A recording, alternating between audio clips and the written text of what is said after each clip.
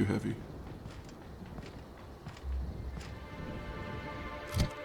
What am I doing right now? Journal.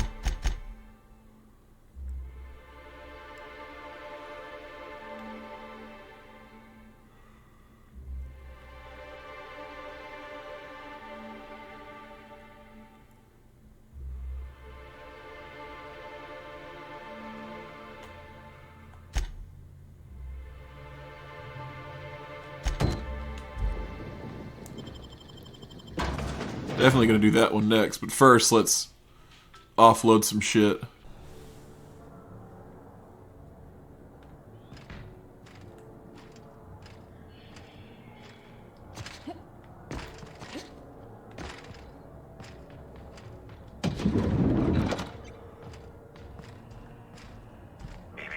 Timeline discrepancy detected nearby.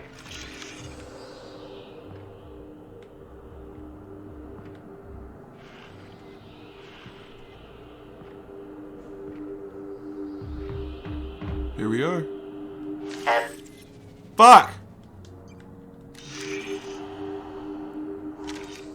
Oh, dude, I hate... Fuck this game! Alright, now I'm gonna reload. I'm reloading. Beat.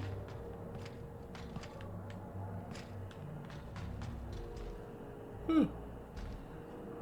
This is it. Queen, Chapter 2. timeline discrepancy detected nearby.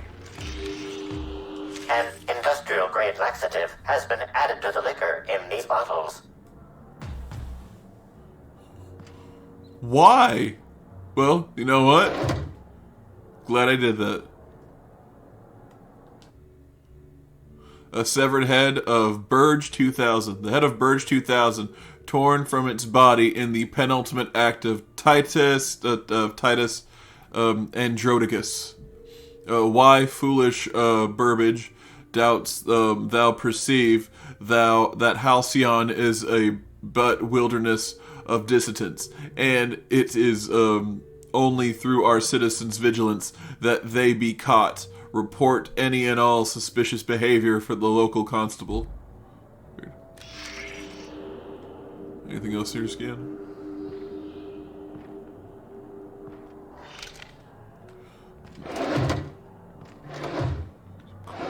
Here, but it's stealing, so we ain't gonna do it.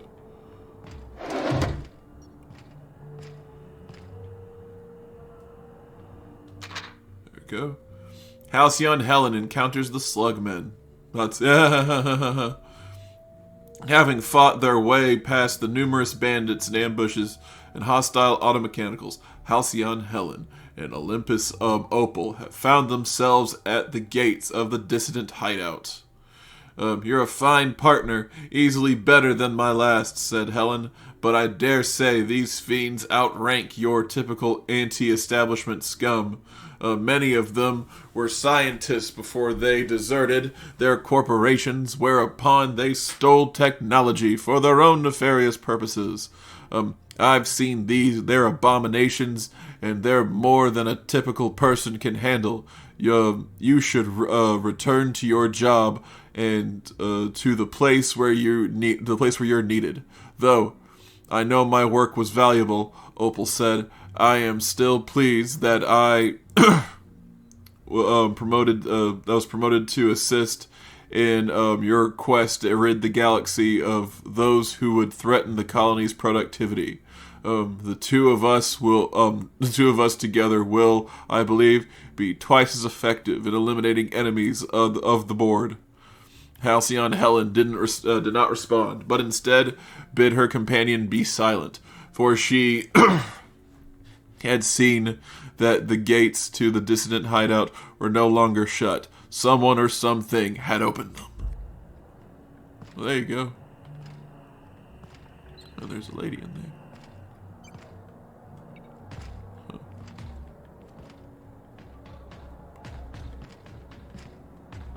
Is there a door or some shit?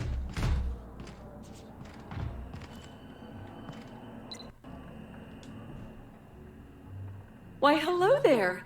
Goodness, I always enjoy seeing guests, but it's been so long since I've chatted face to face that I about hopped out of my skin at the sight of you. Excuse me, I should introduce myself, though you might know me already, just not by name. I'm Bellhop Sullivan. You've likely heard my dulcet tones through the elevator intercom. I recognize your voice. Pleased to finally meet you. Oh, that's so nice of you to say. I'm glad to meet you too. Now that our introductions are out of the way, do let me know if I can help you with anything. You said you operate the elevator, right? Can guests not press the button themselves? I'd assume bellhops all know each other. Any gossip about Norville?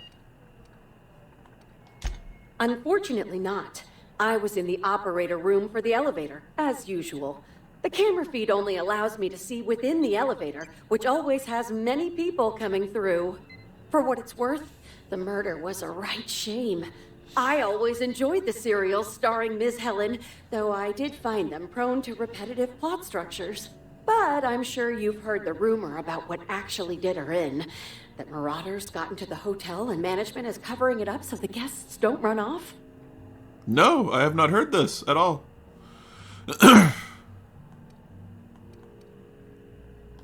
Well, not necessarily, but they're fairly prevalent on the other complexes. It wouldn't take much for them to find their way here. Slug claims they've got the problem under control, but I don't understand why they haven't simply gone and exterminated all of the marauders like the vermin they are. Oh, well, I'm just here to push buttons. Okay. Oh, yes. Norville's great. Always ready to help any and all guests who might need it. And so handsome, too. His judgment sometimes leaves something to be desired, I will say. Kept badgering Halcyon Helen prior to her death about an autograph or something. A little beyond his station.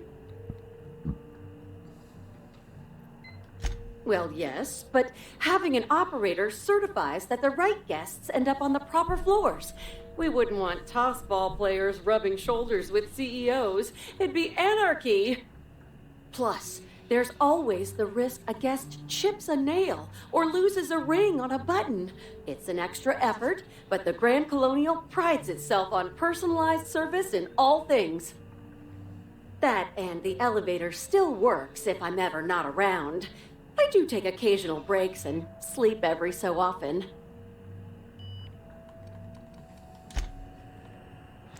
That's good to know.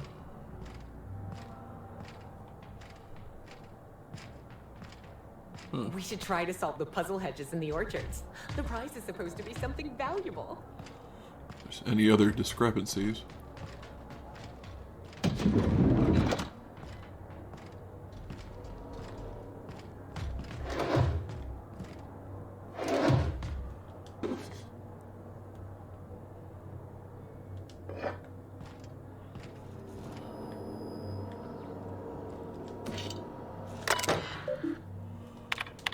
I gotta bring down the vicar for this one. I'll be back for you. Welcome to the Grand Colonial. Hello there, my inordinately... Oh, you're the one who visited me. Hello again. Thanks so much for brightening my day. What authorized floor can I bring you to? Next stop, the finest seat in the house. Cool.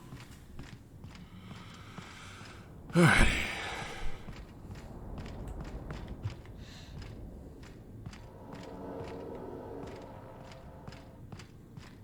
Right.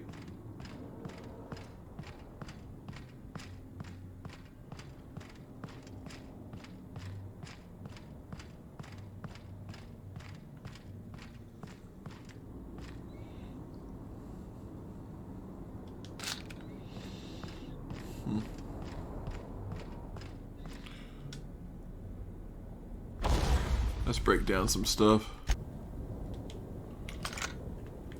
I'm not fat anymore.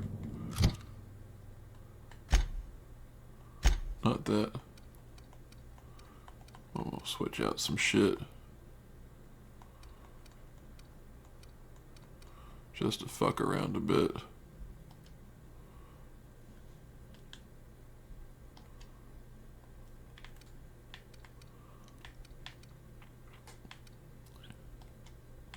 Right. What? The fuck is that shit? No, I want my pistol. I like my pistol.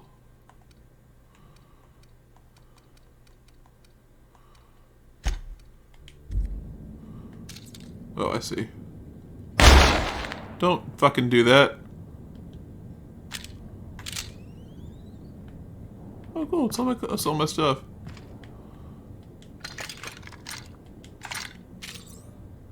There we go. Now I can get rid of that fucking thing.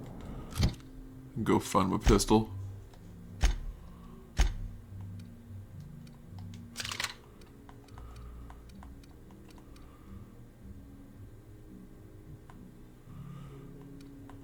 There it is.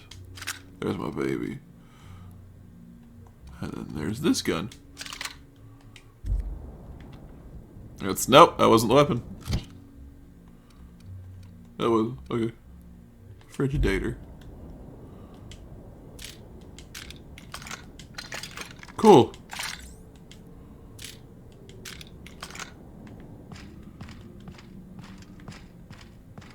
Alright.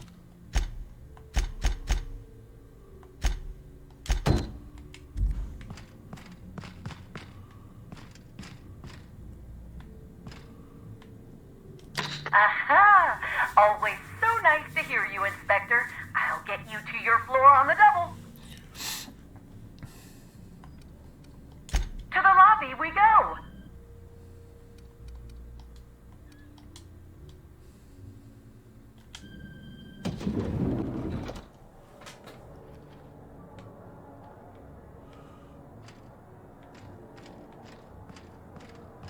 If you... Yeah, I'm good. I know I pooped. There we go. Cool. I have restricted message. Halston.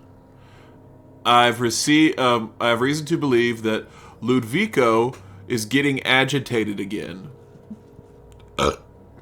Which will likely present itself in several dozens of messages to you, each demanding a reduction in Rizzo's payments. Funnel these messages into the trash, if you please. If Ludgo wants to renegotiate the terms of our contract, he's welcome to take his operations elsewhere. Oh, okay. Alright. Alright, so it's annoyed customer to concierge. This infernal racket. Do you like torturing me? Is that what this is?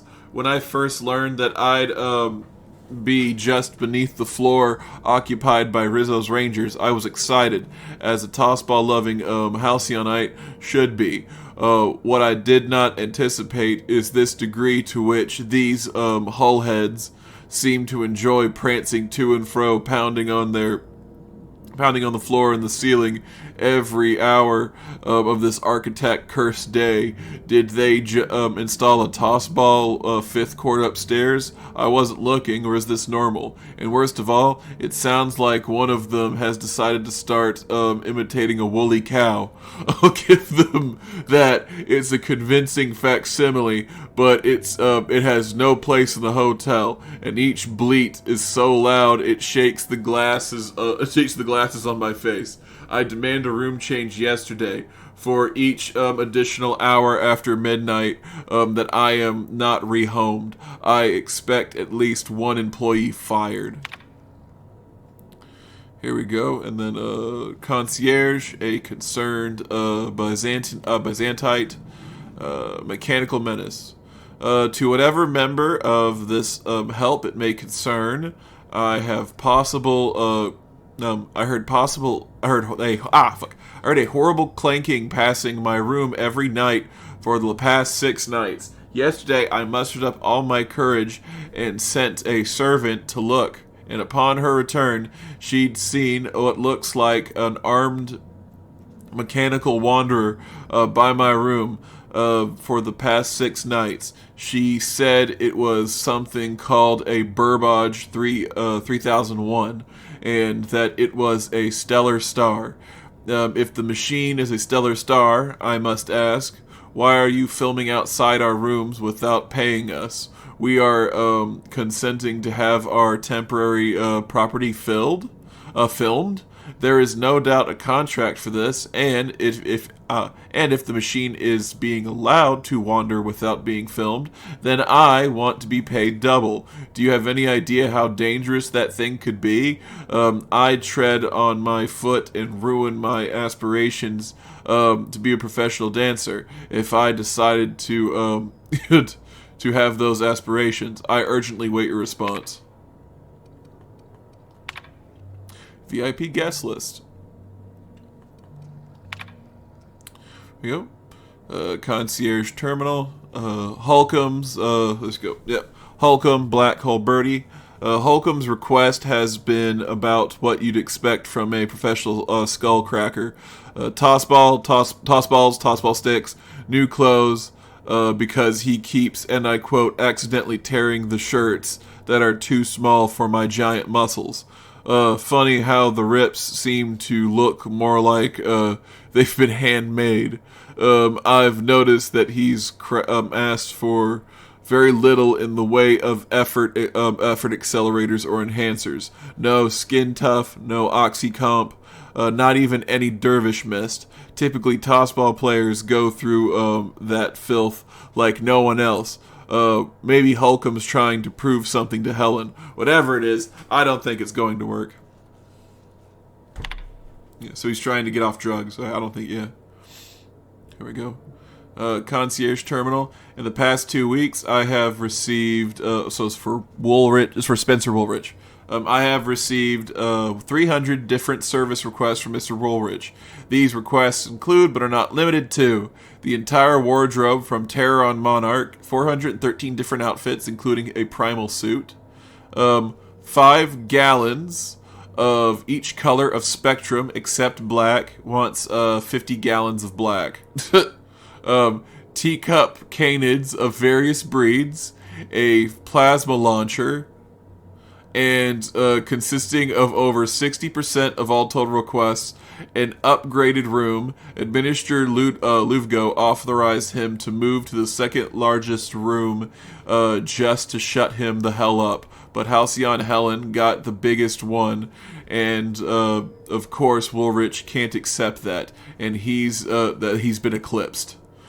Got another room upgrade requested as I was trying this.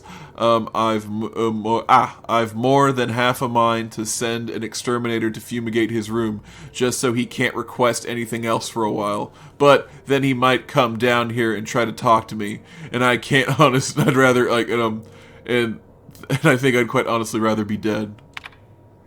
Here we go. The Grand Colonial Hotel Concierge Terminal. Despite her celebrity status, the greater part of Halcyon Helen's requests have been fairly normal. Soap, shampoo, new towels, and so on. The only exception is her unusual consumption of food and drink. I'm not one to judge about this sort of thing. Law knows I've seen stronger proclivities from other guests, but she really does request a lot and frequently. Listen to this. Lunch today, she ordered 6 borscht and bean sandwiches, 2 purpleberry shakes, 2 purpleberry liqueurs, several retro rockets, and cigarettes enough to crush a teacup canid. I'd wondered if she'd been planning a party, but the cleaning staff say that every time they've gone up, there've been no sign of what she's ordered. If Halcyon Helen really does keep managing to get through all of what she's been ordering, then maybe she should consider quitting show business and entering competitive consumption scene instead. Alright. Well, there we go. We got some information there. Here we go now. The brochure never. Hey, I'm gonna go back to these guys. Hey, it's one of yous.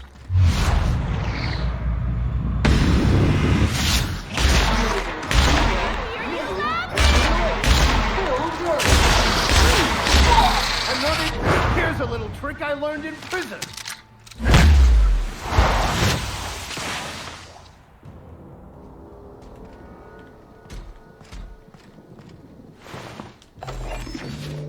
that's not good.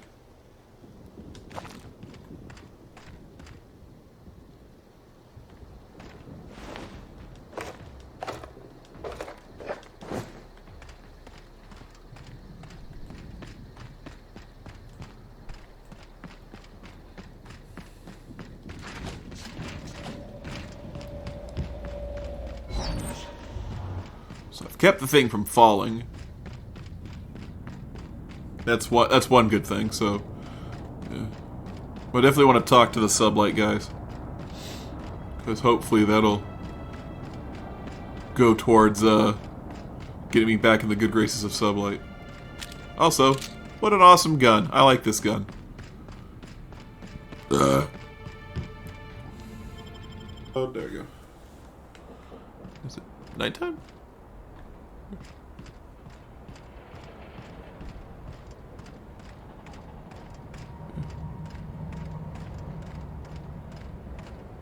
This unit has located the origin of all filth in this area, targeting upper levels of the Harbor Master's building for extreme sanitation. You got an appointment?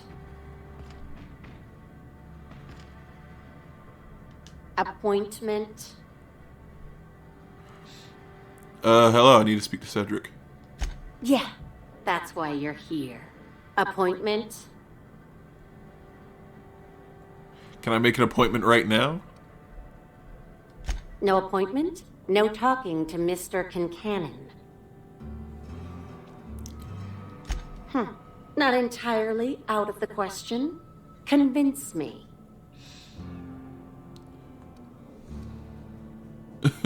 Lie.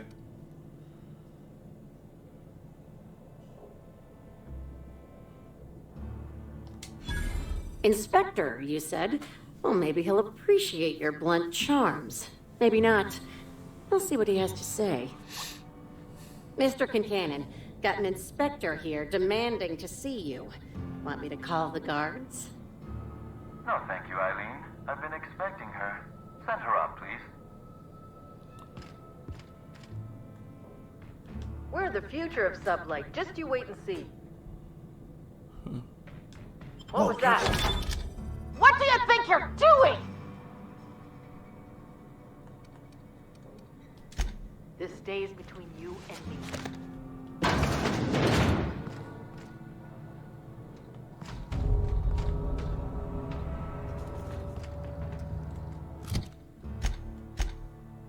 What? Come on now.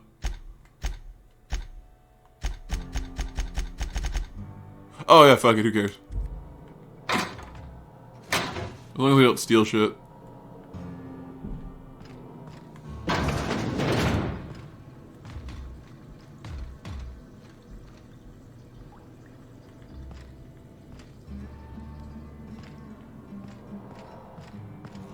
I can do whatever I want.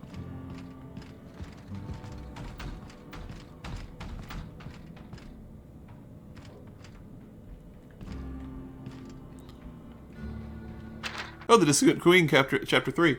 Halcyon Helen commits regicide. Some hours had passed since Helen's entry into the dissident hideout. She had fought no small number of slugmen, destroying the abominations in singular fashion, and had met several employees from many corporations, each forcibly taken by the dissidents for use as test subjects. One such freed captive, who had called himself Hephaestus Harry, had accompanied her as she descended into the lair of the dissident queen. Helen had exchanged only a few words with him. With him? Oh, where? And now would be able to exchange no others, as the man now lay in a bloody heap at the foot of the dissident queen, who, Helen now saw, was not a person, but a tremendous mutant slug. The dissident who had apparently been guarding her were themselves quite dead, and lay in various stages of mastication throughout the room. The queen feasted on Harry's remains, as Helen stepped forward with the monster wriggled around to face her, a true queen of a gang of parasites. Helen shouted. The dissident queen reared back, opened her mandibles wide, and gave an inhuman shriek that shook the very foundation of the base. Cool. Thank you for watching to the end of this video. I am Zeke Fowler. I operate Cosmic_Rejects, a gaming channel on YouTube where I post archived content. Zeke Rambles on YouTube, my review channel where I review pop culture. And Zeke Cosmic Rejects, my Twitch channel, where I record the games, which will later be chopped up, edited, and archived onto the YouTube channel, Cosmic Rejects. Here's their schedules going forward.